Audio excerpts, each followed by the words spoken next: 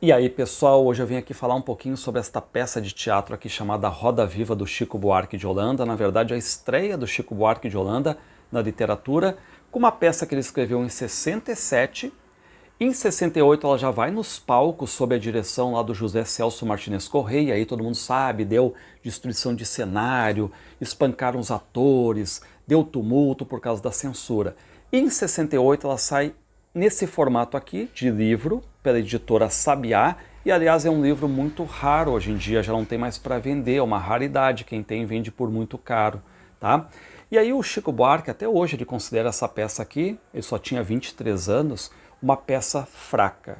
E o Chico Buarque, aos 23 anos, lembrando em 67, ele já tinha, de certo modo, emplacado uma música lá, o Pedro Pedreiro, em 65, em 66 tinha faturado, dividido aquele primeiro lugar, né, junto com Jair Rodrigues, do Festival de 66, e em 67 ele vai tirar terceiro lugar com a música Roda Viva, lá no terceiro Festival de Música da Rede Record, que ele leva lá o MPB4 para tocar com ele, tá? Bom, então ele escreveu em 67, está saindo em livro em 68, a peça de teatro encenação em 68, e o que acontece? Essa peça aqui é uma comédia musical, tá? Uma comédia musical de 2 atos. E o que ela traz? Traz um personagem que pode até parecer ser secundário, mas ele é importantíssimo, que é o Anjo da Guarda. E esse Anjo da Guarda é uma espécie assim de empresário de um cara, de um brasileiro chamado Benedito Silva. Muito simples, o Benedito Silva casado com a Juliana. Só que o anjo vai lá e transforma esse Benedito Silva num artista, num cantor. E o anjo diz, não precisa nem saber cantar, deixa que eu te coloco lá. Te coloco lá no olho do furacão, ou seja, nessa roda viva, da qual o Chico Buarque pertencia também, né? Na verdade, se a gente for perceber que o Chico Buarque estava no olho do furacão nessa época, ele estava sabendo como é que era o sistema do teatro Record, ali, o show business. Essa peça que não é uma peça política, é uma peça que fala sobre o show business, aquela máquina de fazer artistas ali. Alguns a gente sabe, tinham um talento, agora outros apenas era a coisa mais empresarial, como a gente tem hoje em dia, né? O talento fake, o talento superficial, vem um empresário, injeta dinheiro e faz a coisa acontecer. E é o que vai acontecer com esse Benedito Silva, o personagem aqui. O anjo da guarda vai lá e transforma ele em Ben Silver. Pega basicamente, né, Benedito vira Ben, Silva vira Silver. E ele vira o ídolo do Iê, o ídolo da Jovem Guarda, o ídolo de uma moda ali com guitarras e tudo mais. Claro que ele pode estar fazendo aqui alguma referência, né, àquele pessoal da época, já que a Jovem Guarda era um estilo que tinha surgido, a bitomania, o Iê, em 65, naquele programa da Jovem Guarda, da Rede Record, da qual não fazia parte o Chico Buarque.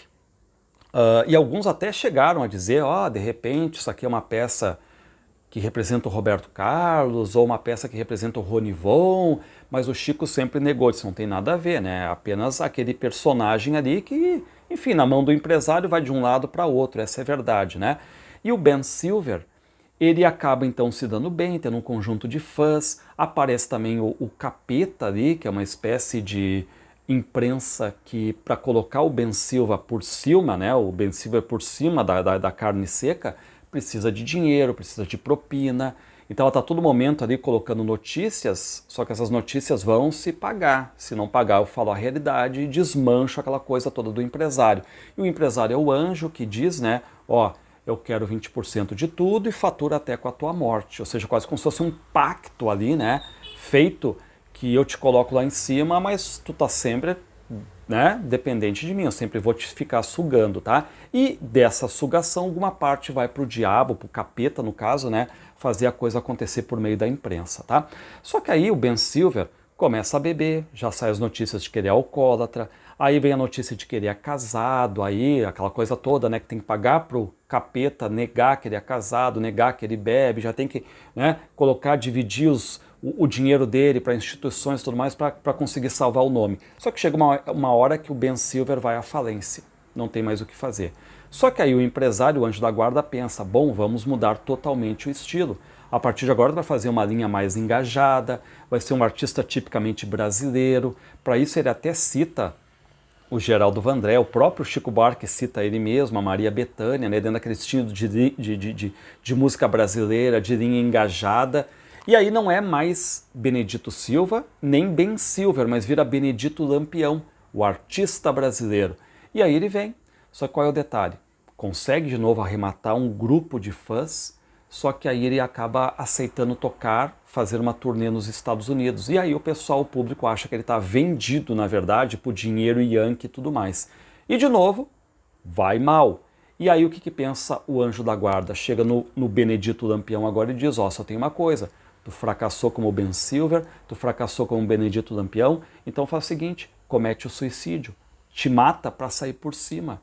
E aí o Benedito faz o quê? Realmente se toca no automóvel, comete o suicídio, e o que disse o anjo? O anjo tinha bem dito, eu lucro até com a tua morte.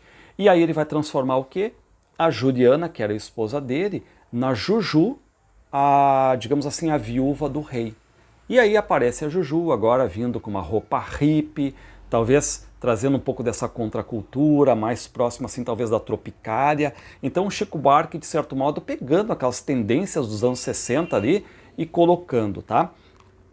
Bom, aí termina, né, essa peça mostrando essa crítica fortemente a esse mundo do show business, porque não era uma peça política. E o que aconteceu? Sendo não uma peça política, não deveria ter problemas com a ditadura, com a censura. Só que aconteceu, invadiram o teatro, bateram, espancaram os atores, pegaram, quebraram o cenário, e o Chico Buarque chega a dizer, né, que de certo modo assim, pode ter acontecido um detalhe importante, porque quando o Chico foi para interrogatório, perguntaram para ele lá, e aí Chico, qual é que é e tudo mais, né, que papo é esse tu fazer uma peça de teatro em que um militar defeca num capacete e tudo mais, e aí o Chico Buarque começa a pensar, opa, eu não escrevi essa cena, tá? Tá certo que o Chico Buarque deu total liberdade ao José Celso Martinez Corrêa para fazer o que ele quisesse ali, tá? Até o José Celso Martinez vai dizer, olha, eu mexi muita coisa ali. Só que o Chico Buarque fica pensando, mas não, aí que depois o Chico Buarque vem a cair a ficha dizendo, né, claro, onde tinha uma cena em que se defecava num capacete militar era na peça Feira Paulista de Opinião. E teve uma época que o Feira Paulista de Opinião estava no mesmo teatro do que o Roda Viva. Só que aí o que aconteceu, né? Tinha acabado Feira Paulista de Opinião e estava começando o Roda Viva. E aí vieram censores. E qual é a ideia do Chico Buarque? Para não perder a viagem, acabaram espancando os atores do Roda Viva, batendo, quebrando o cenário ali, tá? E outro detalhe importante, só para terminar, lembrando que aqui tem dentro a música Roda Viva, certo? Que vai ser defendida no terceiro Festival de Música pelo Chico Buarque, pelo MPB4, tira terceiro festival, dentro daquela ideia, né? Mas eis que chegar a Roda Viva e carrega o destino para lá, ou seja, aquelas mudanças que acontecem na nossa vida. Se alguém quiser saber mais sobre essa peça aqui na íntegra, como é que foi, se desenrola, todos os detalhes aqui embaixo, tá, pessoal? Nos próximos vídeos aqui que tem a videoaula do Roda Viva.